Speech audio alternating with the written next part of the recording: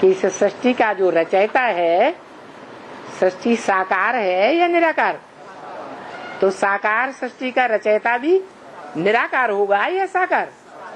साकार रचयिता भी हो।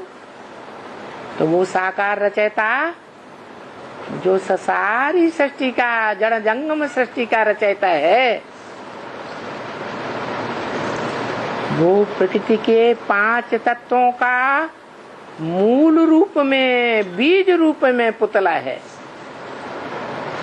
सारी मनुष्य सृष्टि रूपी जो साकार झाड़ है उसका बीज है। बीज का कभी नाश नहीं होता है।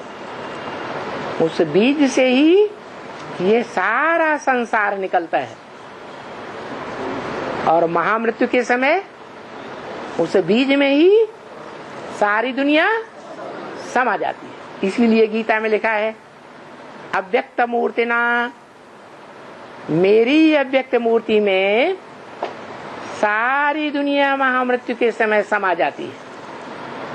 और ब्रह्मा के दिन जब शुरू होता है तो सभी आत्माएं नंबरवार वहीं से निकलती है, वहीं से निकलती है और वहीं समा जाती है। कहाँ से निकलती है? कहाँ से निकलती है? अरे दुनिया में भी जो बच्चे पैदा होते हैं, कौन जन्म देता है?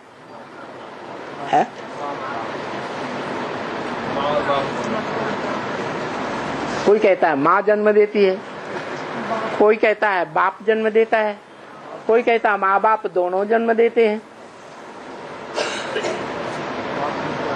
अरे आता कहाँ से है? माता में भी बच्चा कहाँ से आता है?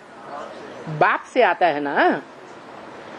तो एक रचयिता हुआ या अनेक रचयिता हुए सृष्टि के? एक ही रचयिता है और साकार सृष्टि का साकार रचयिता है।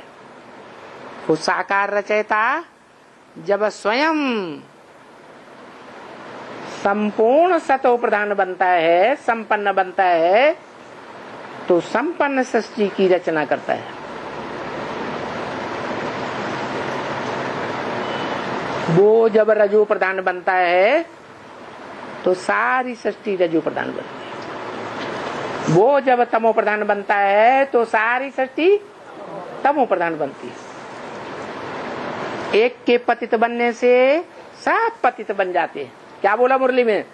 एक के पावन बनने से सब पावन बन जाते हैं।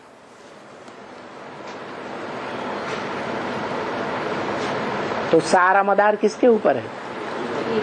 पतित और पावन बनने का एक के ऊपर है। वो एक आत्मा सिर्फ निराकार नहीं है। क्या है? निराकारी सो साकारी है। इसलिए तुलसीदास ने कहा, सगुण ही अगुण ही नहीं कछु भेदा, उभय हरे भव संभव खेदा। सगुण और निर्गुण भगवान दोनों में कोई अंतर नहीं है। क्यों? क्यों अंतर नहीं है? है? जो सगुण है वो ही निराकार बनता है, और जब वो निराकार बनता है शिव समान, फिर वो ही सृष्टि का सत्व प्रधान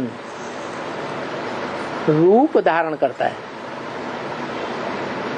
जिससे सात्विक सृष्टि की शुरुआत होती है।